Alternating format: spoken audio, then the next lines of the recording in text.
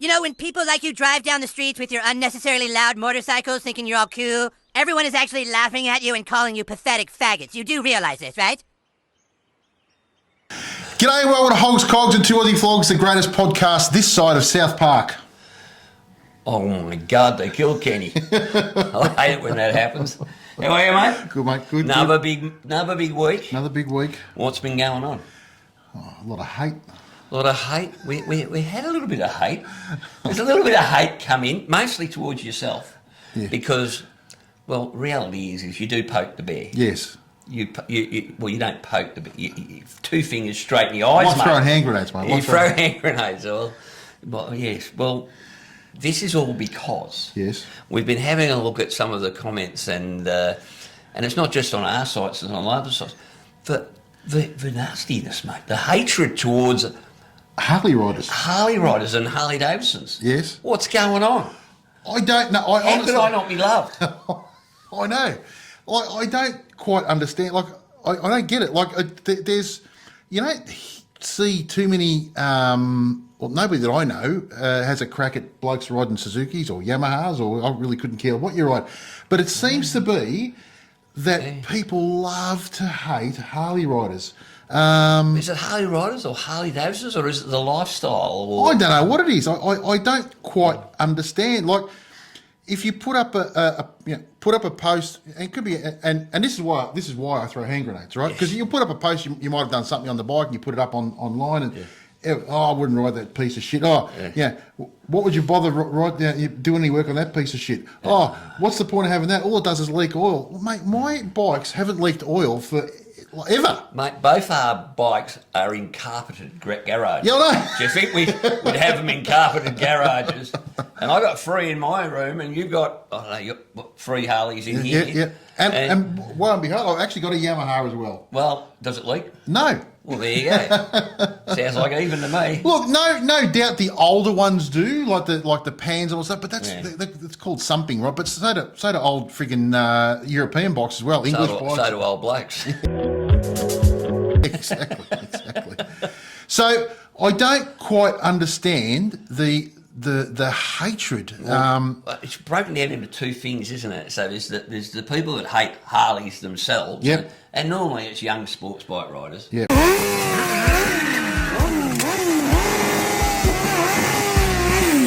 Really, and they're not comparing apples to apples. No. Because look, if you want to talk about putting my fat boy up against an R6 Yamaha, guess what? The R6 Yamaha is going to kick its ass in speed. It's going to kick its ass in handling.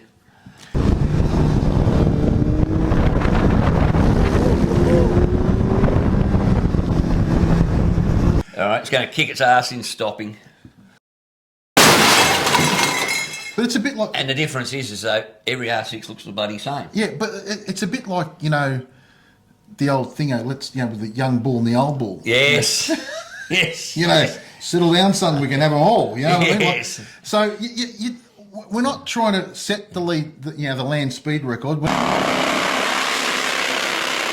not out there, trying to get round the Reefton Spur at, Mach 1. We're out there. You actually want to get out there and smell the roses. Yeah. We've done that. Yeah, I'll let you know a little secret, guys. We've done it. Like I've had all sorts of sports bikes, and so has Whitey, and we've done all that stuff, and it's fantastic. But it gets to a point where you go, you know what? This is actually more fun. It was funny. I remember when I was riding sports bikes, and it wasn't a Harley, but it was an old. One of my bosses said to me one day at work, he said, "Whitey, I've booked my bike in to get my motorbike." He said, "I know you're into motorbikes." He says, "I've booked my bike into your mate to get it serviced." I said, "Oh, that's good. I'm sure he'll be happy with that." He says, "Yeah." He says, "But I've got this office meeting this morning. Would you mind taking it for me?" And I'm on this little CB 400, mate. It had a pannier on either side that basically both resembled an esky. Yeah. Massive panniers on this piddly little 400. And I jumped on it and I took it to, I think it was Brighton Motorcycles, whatever it was at the time. And I came back, he goes, "What was it like? Did you enjoy riding my bike?" Because he's very proud of his bike. And I just looked at him, I said, it's great, it's got things my bike hasn't got. He said, what's that? I said, scenery. Because at the time I was running around, I think at the time I was running around on a CBR 1000 or something, and, went everywhere, like most of these blokes that are commenting, at Warp Factor 7. And it actually was nice to, just chill, putt along and chill. And that's a lot of what riding a Harley is all about. Yes, there are blokes that will, put a stage 4 kit in them and all that sort of thing. So it's not comparing apples to apples, is it? If you're going to compare stopping power and, it's a whole different. It's a different world. Yeah, it's a different world of different, completely different riding experience. It's football and basketball, mate. Yeah, exactly what it is. That's exactly what it is. Yeah. It's just different. But I just don't understand the hatred. I can understand some things. I can look. There are some wankers riding around. There's plenty of wankers riding around on Harleys. Right.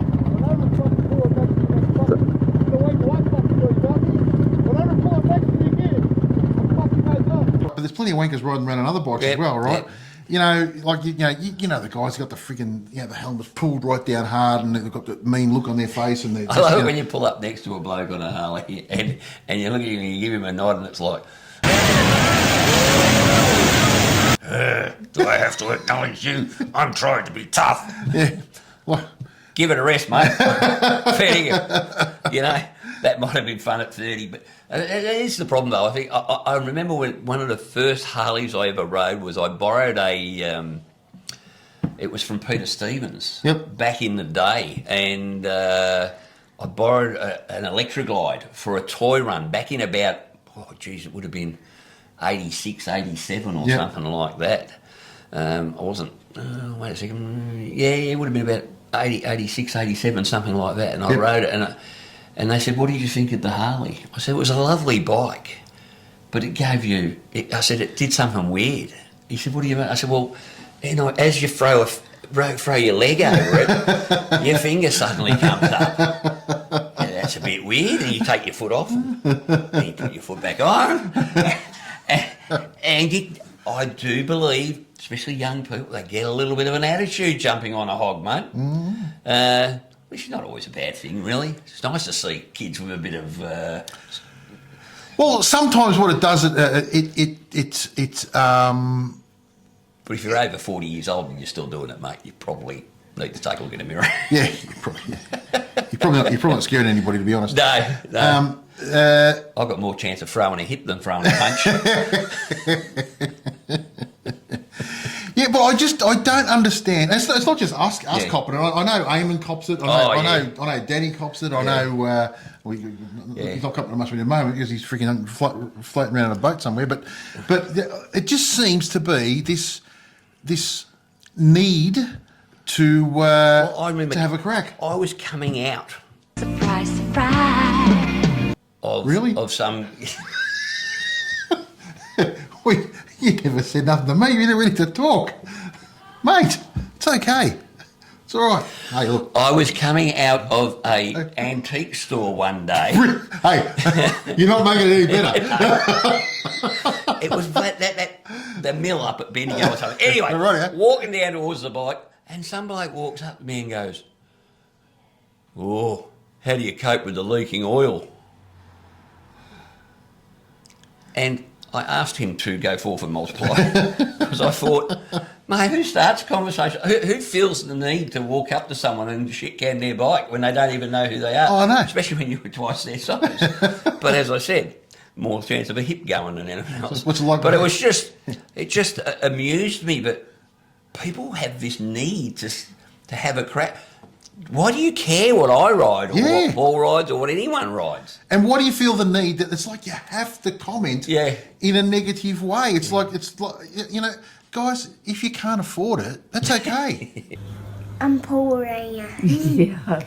Yeah, you are. If you can't afford a Harley, that's all right. Fuck, I can't afford a Harley, mate. I've got 3 of them. Yeah. Like, it's okay if you can't afford it. Like, but jealousy's a bad thing. Well, I think maybe, you know what, that actually touches, mate. I think maybe there is a little bit of jealousy there. Because, see, they go out and buy their beautifully handling, beautifully stopping, and I've done it, I've bought it, and you buy that, But no matter how much they spend on their Japanese bike, they ain't going to have what comes when you buy a Harley. Yep. They're not going to have that culture that comes where you buy into a community. Yep. You know, and I don't mean one that wears, you know, Power Ranger suits. Well, I tell you, mate, Talking about coming out. A comment I got on one was, I love the look on Harley blokes' faces when I leave them, you know, at the lights. And I said, that would be the same look on your face when you go for your trade-in and realise how much your bike's dropped. Well, I got one today. Someone commented on one of my videos about, you know, a part I replaced on a Harley with an aftermarket part to fix what is commonly an issue with some bikes, which is the thrasher gear change. Yep. Yeah, that's the problem with Harleys. You buy them for 30,000, you've got to spend another 5. Yeah, but you don't have to. You don't have to. You can ride a stock Harley. Yep. You can be the only guy in the world riding around with stock Harley pipes if you really want. Yep. But that's possibly why we buy the Harleys, because we can personalise them. 100%. Like, there's no other bike out there, no other make out there, period, where you have got the ability to absolutely personalise it to what you want. Well, you can buy tassels for the Polaris. Yes, you can, but that's about it. But like, you know, you go and get some you know, Polaris hate after this one. They're coming at me. You can get, you know, like you can get different pipes and stuff for Hondas. But really, you know, there's not that much. You know, there's not like, you can't get onto you know, Rollies, for example, and just have like page after page after page and page of custom parts. You can't. They certainly know how to open our wallets up. Yes, they do. Yeah. And maybe we are stupid. Maybe we are. We are buying a bike that doesn't handle as good as it should and doesn't stop as good as it should. But that's not what you're buying it for. But what does it worry them? But I tell you what, though, mate, you can still have some frigging fun on one. Oh, you can have a whole lot of fun. I think we've proved that. And the other thing is I tell you what, grab your R6, mate, and I'll grab my Road Glide, and let's have a little ride to Cairns from here. Hey? And I tell you what, I know which one of us is going to need a chiropractor covering. Because I rode a TLR, my TLR Suzuki, which is the V-twin Suzuki full-on sports bike. Yep. The TLR 1000. Oh, she was a lovely bike, by the way. And I rode that from here to... Eastern Creek? No, to the Gold Coast. Oh, shit. Yeah, that was a great trip. That was a ripper trip. And at the time, my back was really stuffed before I had an operation on my back. So actually being leaned over, it actually ended up being pretty good. But did you get off looking like a praying mantis? Pretty much. Pretty much. It was, I got off going, my back doesn't hurt at all. I can't straighten it.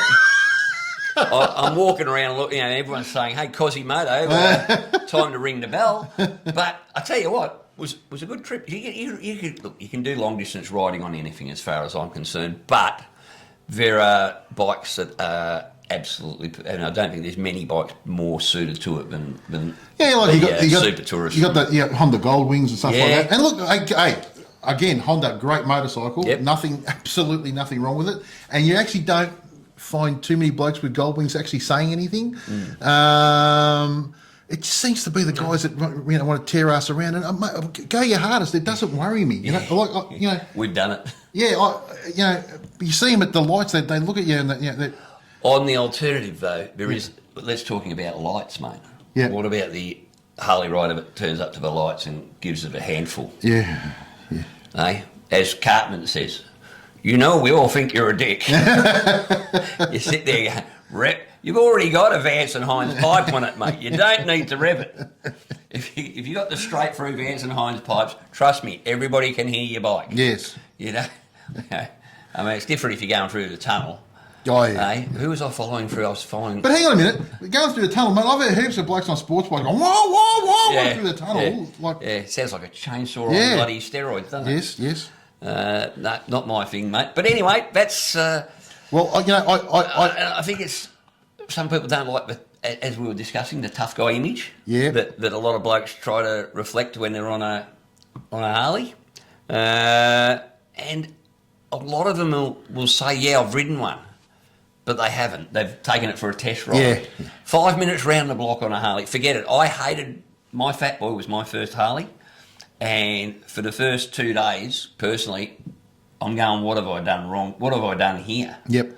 I reckon it took me about 300 Ks just to adjust to the new seating position, the right. I mean, I went from a TLR to a Fat Boy, so I've gone from having probably the sleekest, it was a full-on race bike almost, to the Fat Boy, which is it's like a sail on two big fat wheels. But you know what? I'd never go back. Yep. I'd never go back. So much fun, mate. I've downloaded a couple of the comments. Oh, right? Let's have a look at them. Well, call me stupid. I own a Honda because it's a better bike by far. That's your opinion. Yeah, That's fine. you're entitled to it. Most definitely overrated. But not only not most definitely overrated, he's done that in capitals, mate. With exclamation points. Oh, how many? 5. Oh, he's fighting words. 5 exclamation marks. They were great motorcycles in 1954. They're outdated, Chinese-made crap now. Anyway, the fuck overpriced. Well, yeah, the fuck they are overpriced, mate. But they're not made in China. No. They have some Chinese parts on them, as does everything you buy these days. Yep. But I think Taiwan is where they make them. Get your Asian... Here we go. Here's 3 in a row. 3 in a row. Harleys are junk. Yep. That's Doug Piazza, 92. Born in 92, so he's what? 30 years old? Wouldn't have a clue. 32. Harley Too young to know, mate. Harley is straight crap. That's helpful. Yep, trash. The owners are even more problematic. Okay, so why are we problematic? Because we're laughing at you, mate? Exactly, right? Yeah, the thing is, that was me about 30 years ago. Oh, here's the one I said before. I love the look on the face of a Harley rider when my Jap bike smokes them on one wheel. Yeah, it's the same look sports bike riders have when they find out their trading price. You just love poking the bear. I've had a couple and got so tired of having to fix them, so I made the switch to Honda and Suzuki, just in case one wasn't working. Yeah. Haven't had a single issue. Harleys suck. Okay. So, What did he have? So Who cares? Yeah, it makes me wonder. Like all these like Japanese bike mechanics, they must have no work. must be out of business. Absolutely no. The worst job in the world would be to be a Japanese bike mechanic because there's bugger all to do, apparently. British. I had more trouble with my Jap bikes than I've ever had with my Harleys. British bikes are far better. They don't make any anymore. Newsflash, come to me. Newsflash, they don't make them anymore. Triumph still made in the UK? I don't know. I actually asked the question: is there still a motorcycle? Maybe in Triumph. Britain? They changed the foreign pass, nuts and bolts, years ago. Oh, I know. You've got Chinese nuts on them. There's nothing worse than having Chinese nuts on your mate. Yeah. I wouldn't like that. Honda Goldwing was way more American than those piece of shit parts bikes from other countries but ours. Ours. So the problem is, here's something. The Americans seem to think that we actually care where the bike comes from. Yep. I mean, we love Harleys. Yep. But really, it doesn't fuss. One of my Harleys is wasn't made in the States. It was made in Taiwan, I guess. Yep. And you can actually tell, by the way, by looking at your serial number, there's actually one of the numbers, I think it's the first number, differentiates whether it was made in the States or where else it was made. But it really doesn't change any. This is all one post, by the way. This is not a number of posts. This is all one post, right? Actually, American-made bikes are trash. Ducati, Kawasaki, Honda, Yamaha, Triumph. Hell, even Suzuki are better than shit-ass Harleys.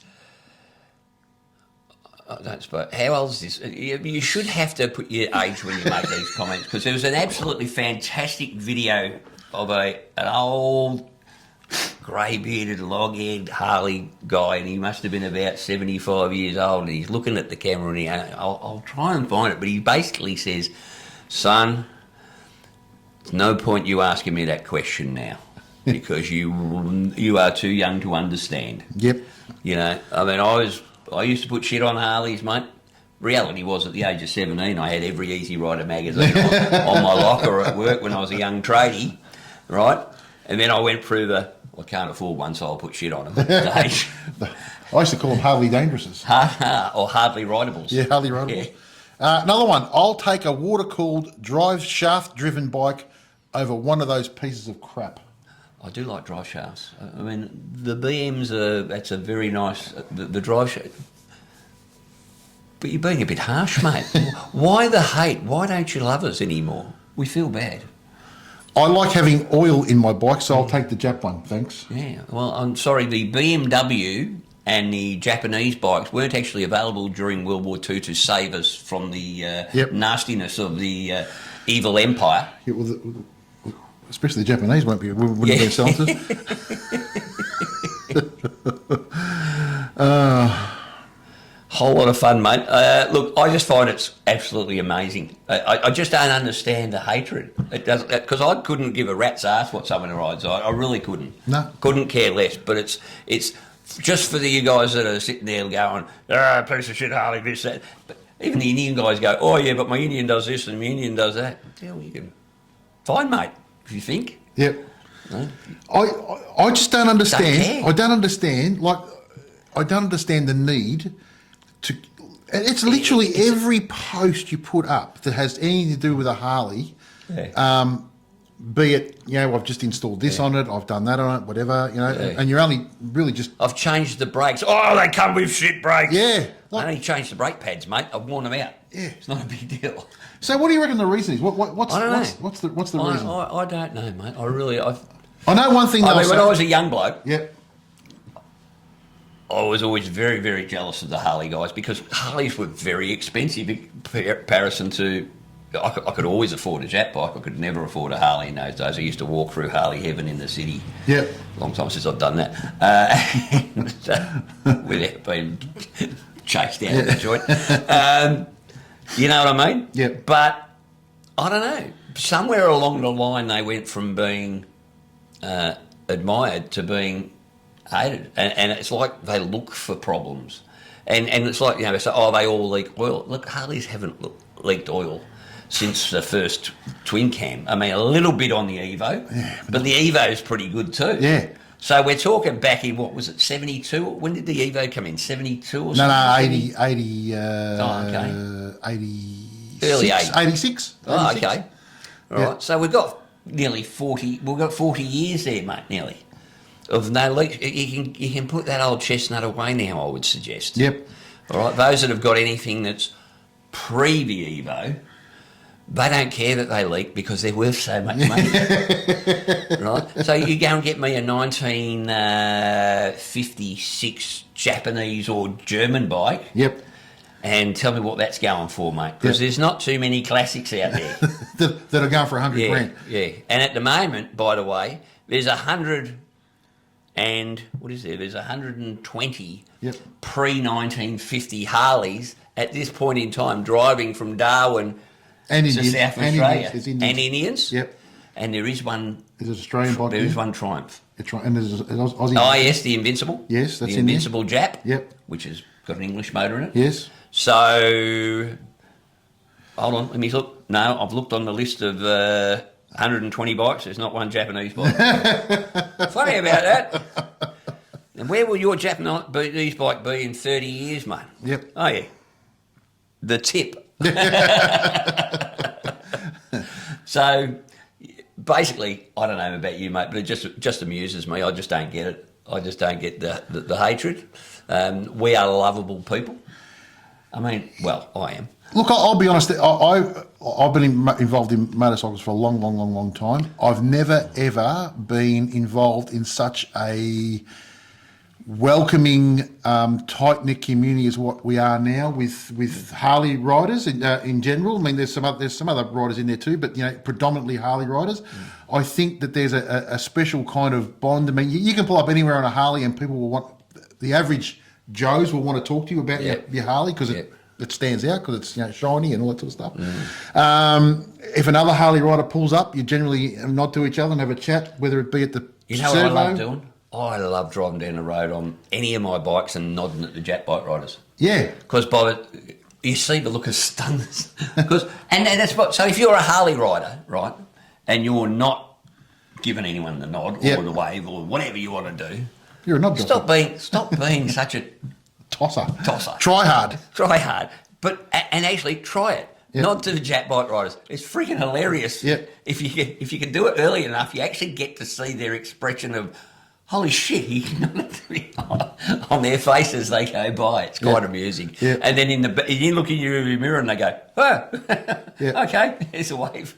I mean, the other thing people say is, you don't really ride them anyway. You know, they're in the garage and blah blah blah. You know, look, that's another thing that that's a common thing. So ours have been in the garage a lot this year, though, mate. yeah, We've only done what? I think we worked it out. You worked it out. You'd done 22,000. yes, And I've done pretty much the exact. I'd say pretty much the exact same. That was on one bike, mind you. I've got Yeah. three other bikes sitting there, so I've done more than that. But that was just the one bike had done that. So, you know, yeah, is there a tough guy image? Yeah, that's probably affected by the 1% crowd and the media. You know, generally. I would suggest more the media. Yeah. Because I tell you, and that's something I'll bring up a little bit later. Yeah.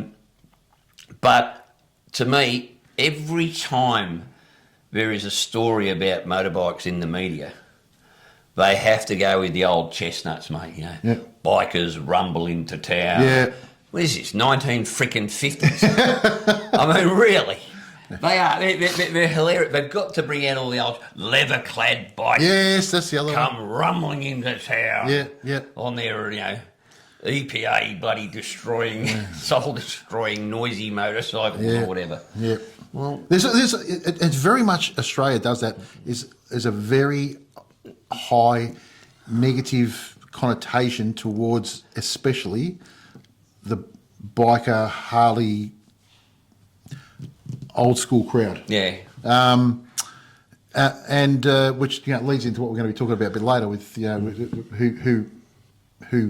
who's in the statistics more than others. But yeah, look, let us know in the comments. Let us know why do you hate us if you do? Yeah. And if you don't, why do you think we're all hated? What is the drama? I don't understand. Is it the bike? Is it the people? Is it jealousy? Jealousy. Is it you can't afford one? Is it and you need to friggin' make your balls look bigger than they actually are? I don't understand. I don't know what it is. Keyboard warriors always make me laugh, mate. I can tell you one thing. Someone said to us, one of our friends within the podcast, not the podcast, within the YouTube sort of community, was talking about negative, and we just laughed and we said, "Jesus, if you haven't got someone putting shit on you, you've obviously got a crap page because I mean, it means people are watching if they're putting shit on you at least." Yep. I got some rippers. Oh, mate. I had one the other day, and I think I said about 4 things, and I used your line. I said to him, mate, you've commented so much, you've actually become our top fan. Yeah. And then I heard no more. So it's an absolute cracking line. I really made me laugh, that one. So, whole lot of fun, mate. And look, reality is we don't give a shit what you ride. No. But, what, your comments just make us laugh more than anything. Oh, yeah, no, I actually love it. I actually... Yeah. And trust me, ask him. I actually live for it. When they come out, I just laugh and I go, "Oh, grouse!" It gives me something to do. Can you stop doing the 36 replies to him, please? Because I get 35 phone calls then going, "Imagine what this dickhead just said."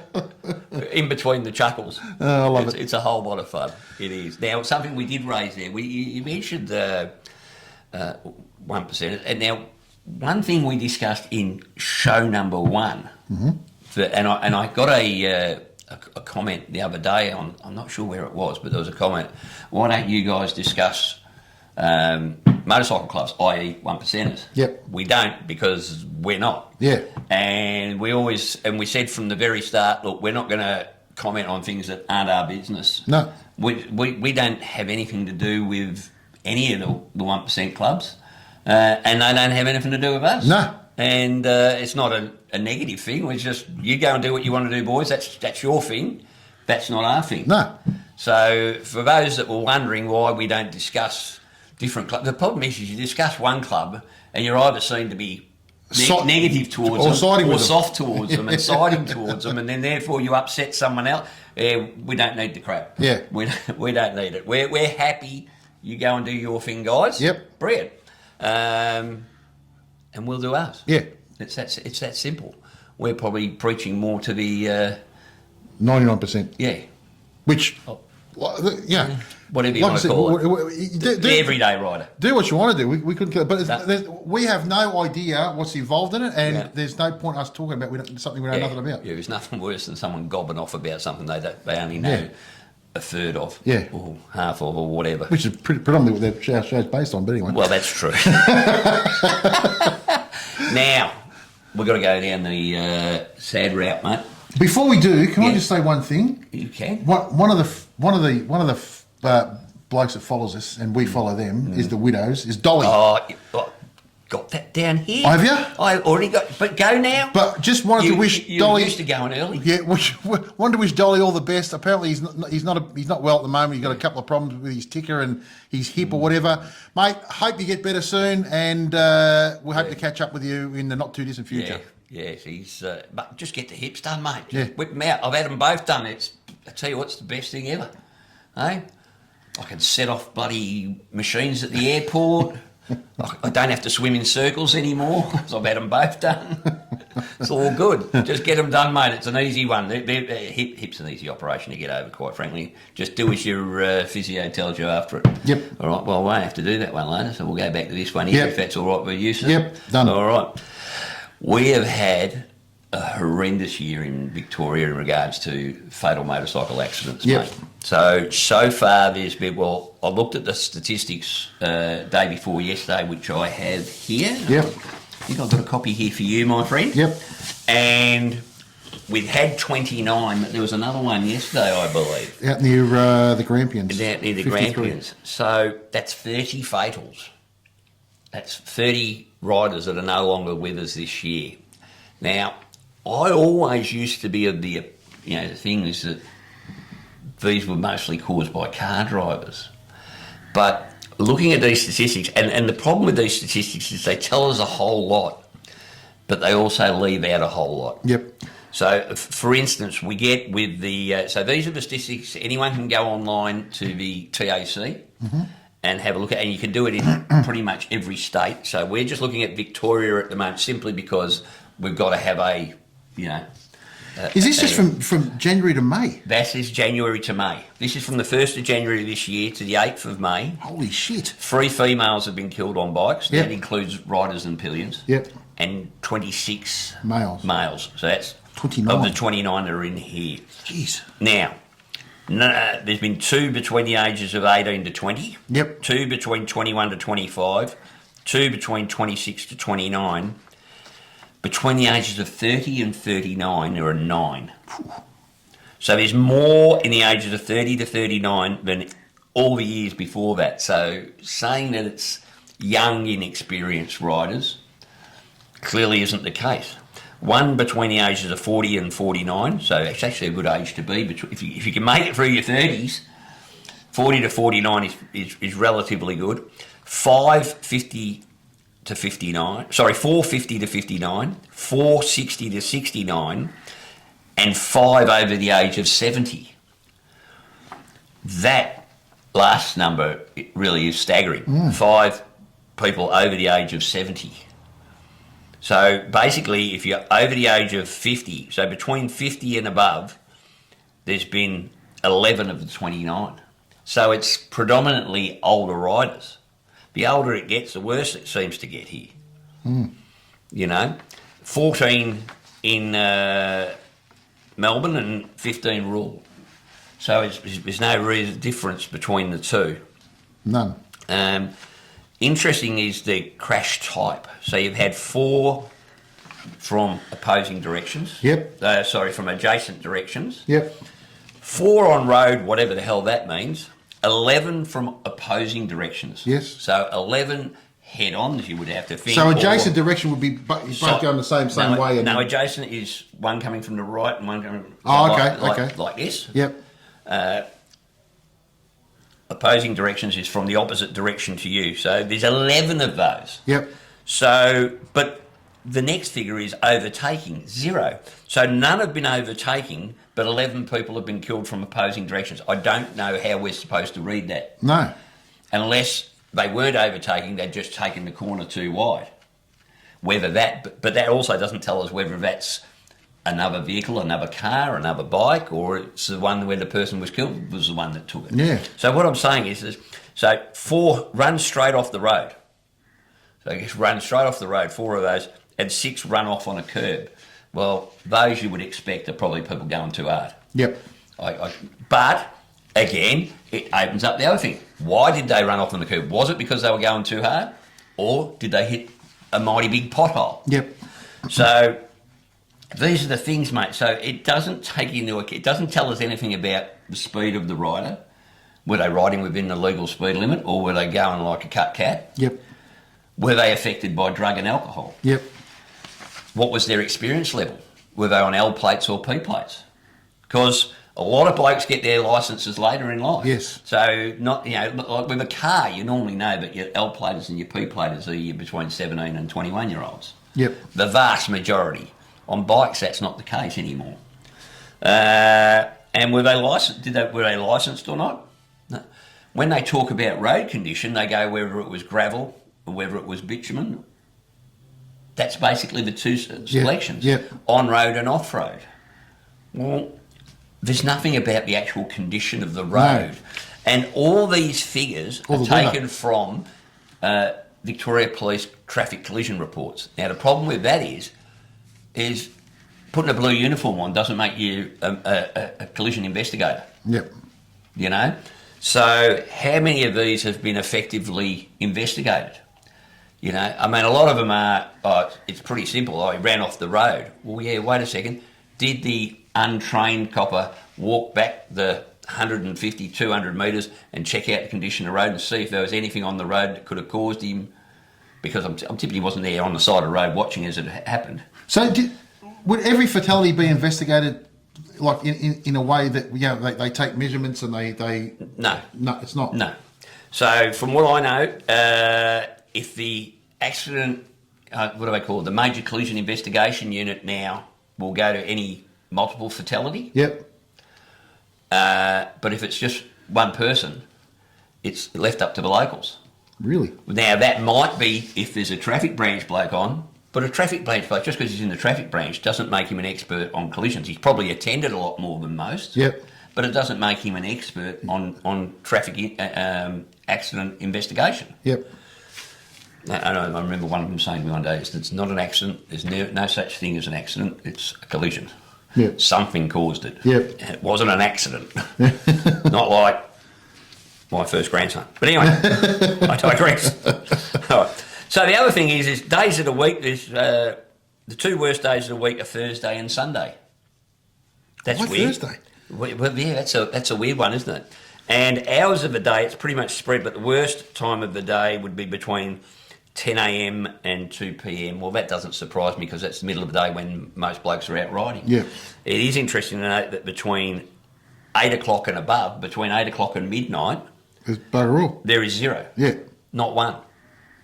So you're pretty safe riding around after 8 p.m. by the sounds of it, but make sure you're home by midnight or you'll turn into a statistic. That would lead me to believe that a lot of blokes aren't riding at that time of night. Yeah. I would think. So what I think the issue is here, I mean, it's great that we can go on and have a look at this statistics, but it doesn't show us where blame lies. No. And it's not about assigning blame, it's about identifying blame so that you can work on the issue. Yep. So statistics are great if you just want to use them, but to look at this crap and then go, from this I can determine that it's going to help pulling over motorcyclists and giving them tickets. Yeah.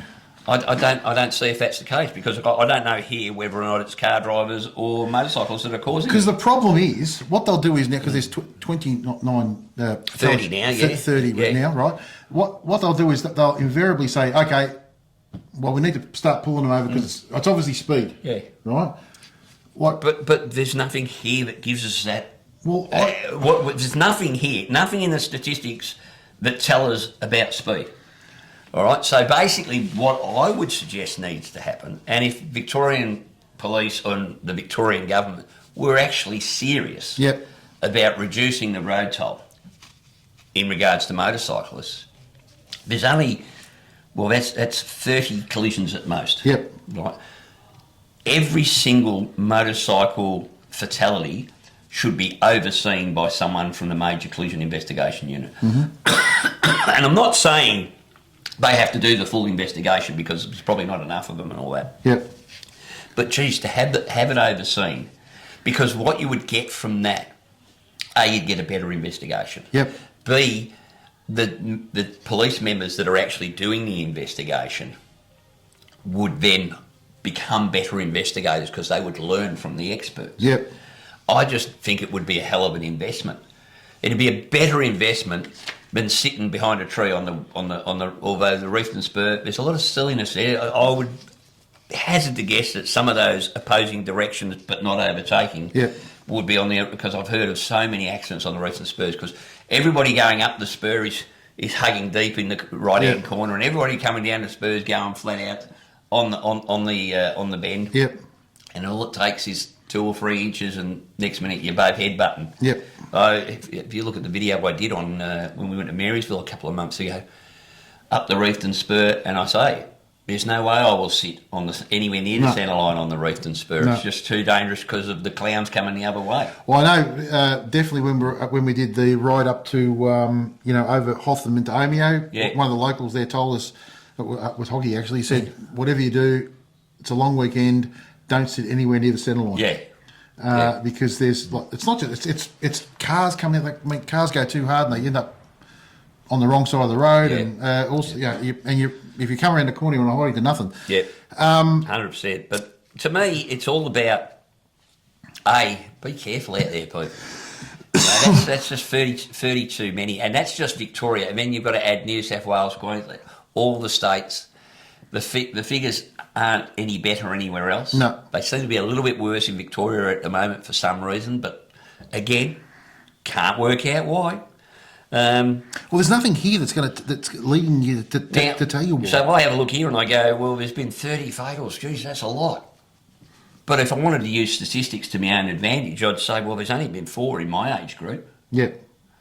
So I've only got I've not got 1 in 30 chance. I've not got 30 chances of being involved in an accident. I've only got 4. Yeah. You know, and one of those could have been a woman, so that might have been 3. Yeah. And you can go for it, and you can use statistics to your own advantage, mate. But statistics don't mean crap unless someone can actually analyse them. And without the right data, as I said, speed, drugs, alcohol, experience level, licence, and road condition. I'd like to know, were they on a dirt bike? Were they on an adventure bike? Were they on a cruiser? Were they on a sports bike? Yep.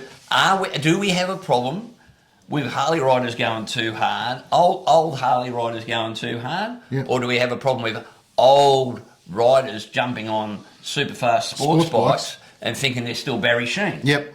You know what I mean? Yep. Again, none of this information helps. Yep. And the problem is Victoria Police, I'm afraid, unless they're hiding the bloody information, and I doubt it, they're going on what they think is happening, not what is actually happening. Yep.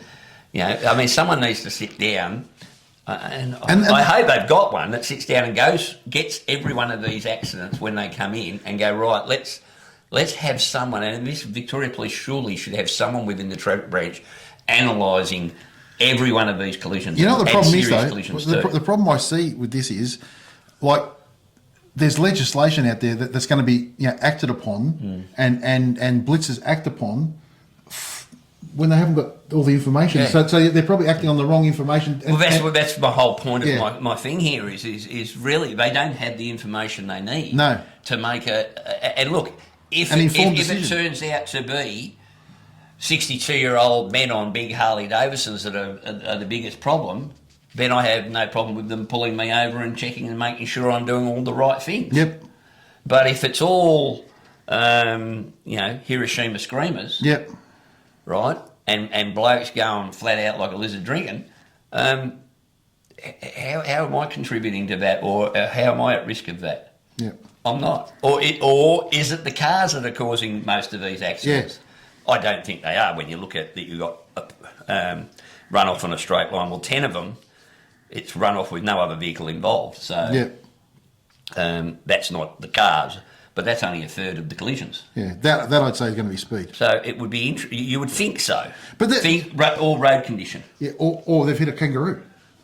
Who knows? Yeah. Joey could have hopped off. He's 300 metres off the bloody Well, we know. I mean, that's what a good accident investigator would do, though. They would investigate and look. But that should be in here. Is there friggin' kangaroo guts all over the front of the bicycle? I mean, you look at the young fellow that we had last year who hit the pothole that was full of water and spat him off, and thank God he didn't die. Yeah, but that's bloody close. That's, I mean, they put that down to rider inexperience. Well, that's not rider inexperience. No. That's no, rider inexperience. It wouldn't have mattered how good he was. He wouldn't have seen that pothole. Yeah. That's literally a flip of the coin. You can either hit the pothole and keep going straight and think, shit, that was bad, or you hit the pothole and come off. Yeah. That's not your good. That's good fortune. I think he was rat shit, mate. He hit that thing and that was all over Red Rover because he basically snapped his front wheel and his forks. Yeah. Terrible. So, look, all we can say is I'd love to get someone in from the coppers, mate. Yep. And have a chat with them, someone from, and see what is actually being done, apart from telling you to pull motorcycles over and check their licence and check them for breath and punish them for going 1 kilometre over the speed limit. And bars. And I don't think that, and your handlebars are a little bit too high. Well, that seems to be a South Australian thing more than anything, doesn't it? If you're from South Australia, let us know. Is that crap still going on over there? Because we heard a lot of it when we were over there for the 120th, mate. Yeah. That handlebar height, really. I mean, I can drive a car like this, but I can't ride a motorbike like this. Give me a break. Yeah. Load of crap. Yeah. But again, I haven't known anyone in Victoria getting pulled up for that, but I've heard many in South Australia. Yeah. So, I might send a letter off to Victoria Police Traffic Command. Yep. And see if they'd like to send someone over and answer some hard questions. Well, at least... I mean, these are the questions I want to ask him, mate. Yeah. Is why aren't we doing this, and what would it take to get this done? Or are you doing it and you're not forthcoming with information on that website? Yeah, and that might be the case, mate, because like most things done by government, they're not done well. So it would be investigated. But as I said, to me, I would love to talk to someone high in command at the police force and to say, listen, would it be possible to have a qualified accident investigation officer from the major collision unit investigate or assist in the investigation? Not do the investigation, because then you oversee can't do much, but oversee it. Yep. And then you would actually have some confidence in the system that at least expert eyes are looking at it. Yep. Because those blokes are, I can tell you now from what I know, they are very good. Yep. They're very good at their investigation. Yep. So we'll keep you up to date and see if we hear anything back, I guess. Yep. So that's about it. But in the meantime, guys, for Christ's sake... Yeah, be careful out there. Be careful out there. Jesus. Yeah, be that's careful. Not good. I mean, 29 in the first friggin' 5 months. Yeah, it's only 5 months, so that's really bad. It's in fact, it's a... I think it's what did it say? It's like here? 6 a month. Yeah, it's a 48% of them are over the age of 40 for a start. Yeah. And there you go, 26% increase this year on last year. That's a huge increase. So something's going wrong out there. Yep. And I would put but I won't say it is. Yep. But my instinct would say that's all road condition. Yep. I reckon a 25% or 26% increase could easily be attributed, a lot of that, to road surface condition. Yep. So that sucks, because to me that's 26% of wasted life. Yep. That's 6 people died for no reason. I just can't imagine that all of a sudden 26%. It's up because people are going that much faster, that much. Yeah. I just can't. Especially when you consider motorbikes and cars are becoming safer and safer and safer. Yeah. With the traction assist. But bikes are inherently dangerous because we've got nothing around us. Yep. And when we fly off, we tend to headbutt things. Yep.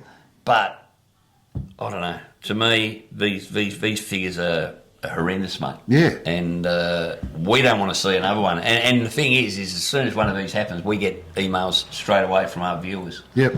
That say, "Oh, Whitey, another one's happened," or "Paul, there's been another one today." And I think there was 3 massive accidents last week. In 1 week, yeah. So there was 2 fatals last weekend, not the one we just had, but the Yeah. weekend before. One up at Marysville, and There's one here, Benji Road. Yeah, Yep. yeah. But well, both of those ones, from what we've been told, might unfortunately be rider error. Yep. Not saying anything against those riders. Trust me, they've already paid the ultimate price. Yep. It would be sad to think that was the case. But again, we don't know. Yep. We don't know. Mate, okay, let's get happy again. Yes. Yeah, you know, we had the Aussie Bikers for Aussie Kids. Yes. Going to put a couple of photos up now. All right. And these are photos of our winning entries tattoo. I want to know Yeah. why he hasn't got our photos. Why didn't he get our photos Exactly. tattooed on him? Exactly. Why not? Imagine, He could have this. just need one more to be Harry Moe and Curly. Larry Moe and Curly. Yeah, so just have a quick look at those. That is a magnificent looking motor tattoo. Yep. I think it looks like an Evo to me. Yes. And very, very nice indeed. And well done to Chris Swaneveld. Yep. Out there at Yarra Junction at the Howling Wolf Tattoos. Yep. For he donated that, and that was an 8-hour session, mate. And you know what? He went down. He got it all done in one hit. We got a big one coming up, mate. Yes. The Brass Monkey Run. Yes. Oh, look out. Tell you what. Only the strong will survive. Only the strong will survive, and only the strong will have the courage to venture out in midwinter. Yep. And we're going this year to Mulwala, Yarrawonga Mulwala. Yep. Now we've got 2 hotels there, mate. We've got the Mulwala Resort will be our primary location. Reason being is they've got a big room there that we can all go back to and party at. Yep. And BYO and all that sort of thing too. So that's going to make it really good. And then 100 metres or 150 metres down the road, there's the Capricorn Hotel. Yep. And that's where people stay. I think we've got about, opened up on Sunday morning. Yep. Sunday morning, within about an hour, the Mulwala Club Mulwala, what's it called? Mulwala Resort. Yep. The Mulwala Resort was full. Yep. I think there's one family room left. I'm not sure if that's gone yet. I'll have to ring Michelle, who, by the way, is the owner there. Or she has been absolutely fantastic to deal with, mate. So easy. Yep. She even rang the other hotel and said, look, I'm filling up this place, but we want to send the overflow to you. How good's that? And so we've got about 36 or 37 already booked in and paid. And booked into their hotel. So all you've got to do is book your own hotel. So we're going from Friday, the morning of Friday the 25th of July, coming home on the 27th. So far, you're going to lead a group out from the western suburbs of Melbourne. Yes. I'm going to lead a group out from the southeastern suburbs of Melbourne. Yep. Chop's going to lead a group down from Sydney. Yep. This is going to be huge, mate. Yes. We've got, I know of at least one guy already coming over from South Australia. Yep. So this is why we've picked where we have it sort of close enough for everybody to converge. People coming from Echuca. Oh, yeah, right. Yeah. That's going to take about 8 minutes. Yeah. Okay, usual crowd. Yep. So, yeah, mate, that is going to be... Now, the plan is we'll meet both the Victorian one, the Melbourne ones, we'll head off and we'll meet at Yea. Yeah. And then we'll make our way up via... obviously, we've got to go to a bakery on the way for Yes, morning tea. yes. Apparently, someone has insisted. Don't know why.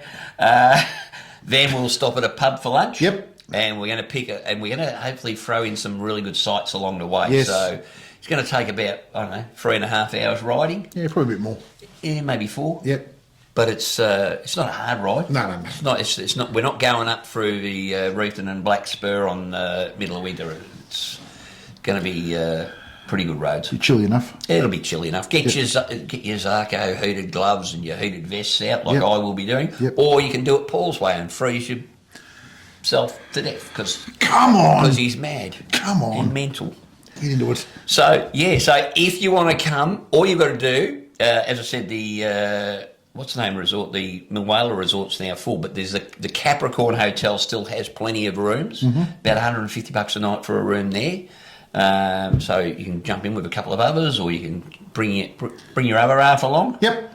Um, And we'll organise some book stuff there. while we're up there. We'll announce a little bit later the details of the start locations. Yep. All 3 of those, and also will give you an idea of where we're going to be going, which route we're going to be taking, so that if you're somewhere else, you can actually meet us along the way. There's no necessity to come to the start location if we're already driving past your place. That would be silly. No. So that would be awesome, mate, and I'm very much looking forward to that one. Yep. Lots of fun. Once again, it's a no dickhead policy. So please, if you're going to turn up, chances are it could be a little bit wet or it could be a little bit inclement weather. Please ride within your limitations. Yeah. Look, we're not going anywhere at 100 miles an hour in midwinter. We're just going to mosey on up. We'll have probably have a tail end Charlie from Yay onwards. Yep. And a lead rider, and it'll just be plenty of room. And the whole idea is for us to go and have fun, and for us to meet some of the viewers. Yep. Because this is one of our ways that we can give back to you guys, and thank you very much for supporting us. And we also want to have a good time. Oh, we're going to have a good time. Okay. And the tailgate's coming, so I'll be allowed to have a good time, but not too good a time. You know what? She don't care. She just goes, "You're an idiot." And then she puts me to bed. Yep. She's a good girl. I like that. No, it's good. It's going to be an absolutely cracking. The last year's people are still talking about. Yep. And it's going to be an absolutely cracking trip. Yeah, no, it will be. It'll be good. So, we had a good time last year. It should be a good time again. Yeah, and we'll further details. We'll just feed out. Some very funny moments last year as well. There was some very funny moments last year, mate. Some very. All the regulars will be there, obviously, but there's so many people that are Aquaman, Phil, all the Alex, the George Clooney of motorcycling. George Clooney of motorcycling. Yes, so no, it'll be all good. Yep. It'll be all good. The Meerkat. Yes. Yeah, John the Meerkat. He'll be there. He'll be there. Yep. So it's going to be an absolute ripper. Let's not go any further. But now. King of the Baggers. Yes, it's on. Oh, not only is it on at the moment, round 2 was held, I think, not this week, the weekend we just had, but they've only just released it. So if you haven't seen the results, you can get on and watch round 1 and round 2, both races of each. It's pumping along nicely in the States. But as we discussed back in episode, I think it was 53, 51, King of the Baggers is heading to MotoGP, mate. The Harleys are going to MotoGP. How good's that? 6 rounds next year, mate. That's awesome. They haven't identified which rounds. Oh, please come to please come to Phillip Island, please. Yep. Yeah, 6 rounds at MotoGP, mate. So this is going to take King of the Baggers from here to here. Do you reckon they'll come to Australia?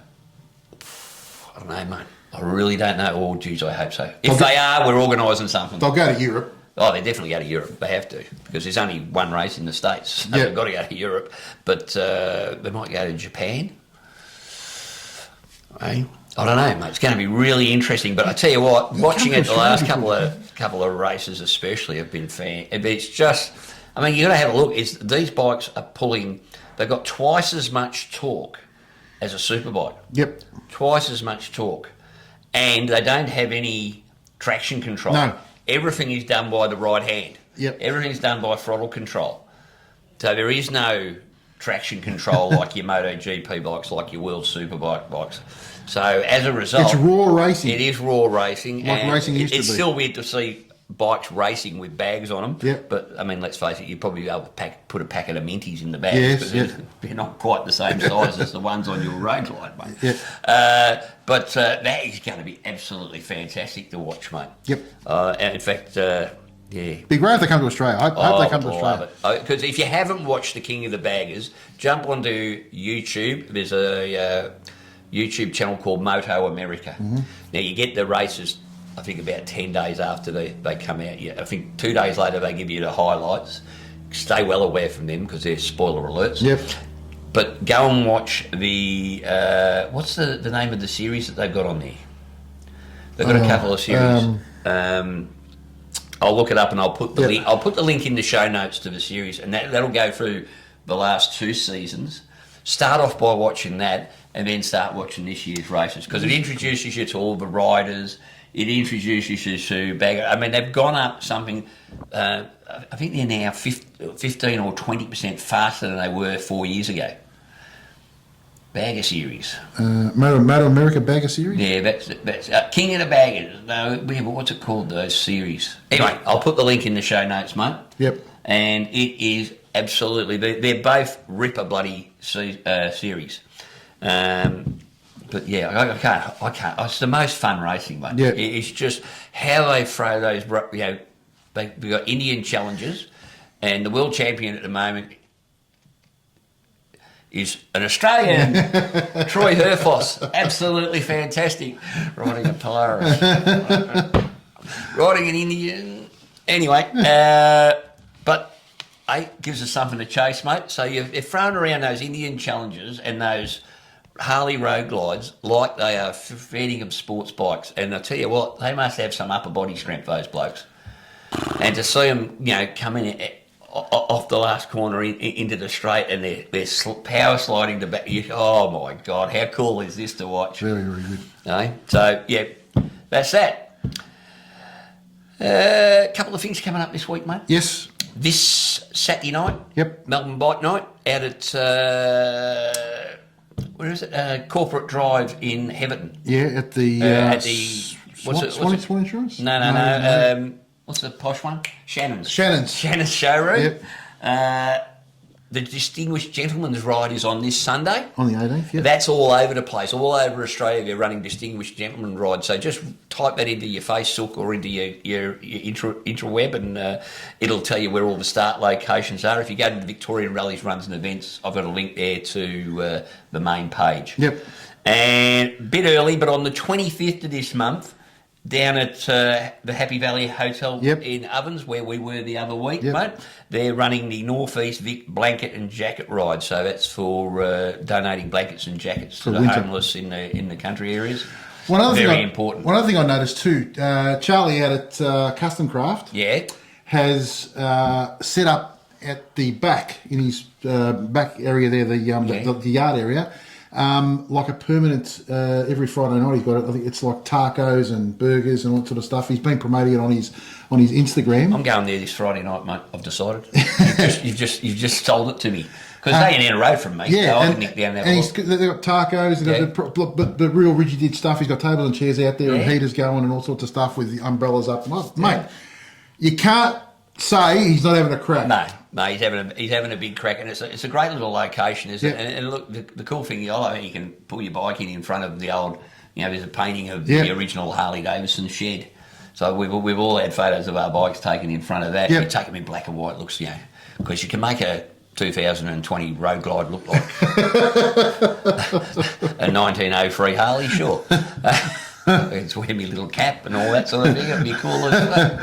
So that's it. Look, as I said, probably the most important one of all those is the Distinguished Gentleman's Ride is on this Sunday, which I think it supports raising money for cancer awareness and men's health and that sort of thing. So, there's still plenty to do, and I don't know about anywhere else, but in Victoria it's starting to get a little bit cooler. Starting to cool down, but it's still great weather for riding. Beautiful weather. And got a little package. I don't know if anyone saw today. Got a little package, and I know you got one last week from Resurgence Jeans. So we've got a couple of new pairs that we've got to test drive. Actually, mine are really comfy. Well, I just put mine on and I went, you know what? These are so much lighter than the other ones. I mean, I love my Resurgence Jeans. I haven't worn anything else for the last 12 months, which is probably why Aaron saw them on the TV and said, get them off. They start looking a bit manky, Whitey. You might need to wash them once. But I got the what you've got, which is the summer weights, just in time for winter. But you know what? I use my summer weights all the way through winter. I think they're plenty thick enough. They're really I think good. they would be, but they don't have the weight of the triple A's. But double A is still great. And shout out, as I say, you can nick down to Geelong Harley at any time. They've got Resurgence in now. They've been selling really well, mate. Really well. So they're very happy with them. So hopefully they'll be there for a long time to come. So that's pretty good. And I was talking to Corbin Seats the other day. We'll be having another giveaway at the end of the year this year. So we're going to decide if you've got any ideas out there as to a group or a charity we can support that is somehow motorcycle related. Like last year we did Bikers against child abuse. Yep, and the Country Hope. Country Hope. But yeah, and prior to that, we've done one for bikers for bikers Down. Yep. So if there's any other organisations out there that need a bit of a hand along, put it in the comments to this, or shoot us something on the Facebook group, and we'll look at it. And so we're always looking for another place to support. Yep. You know, because if we're going to give away something as good as a Corbin seat, and damn they're good, we need to do something fast. Yep. All right, so let us know. Well, that's it from me. That's it from me. That's it from Hogs. Cogs. And 2 Aussie Flogs. Ciao. See you guys.